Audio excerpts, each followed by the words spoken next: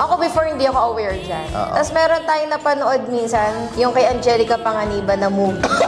Oo. Sa View ba yun? Basta yung, doon ko siya naiintindihan na, okay. Most of the time, ang mga girls, hindi pala natatapos. So, hindi ko siya naiintindihan. Doon ako naliwanagan.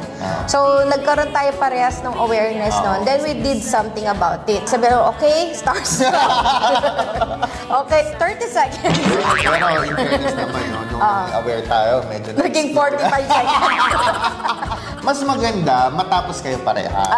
Or mag-enjoy kayo pareha. Hindi may minutes or hindi kailangan kung mabilis kayo orasan. natapos parehas, hindi okay na. So, ayun, ang tamang sagot Alam naman is both. ng mga adult people. Yeah, so both is masatisfy. Both the lalaki and the babae. So, sometimes hindi ka focus dun sa bilis or sa tagal. Focus kayo kung parehas ninyo na-satisfy yung sarili nyo.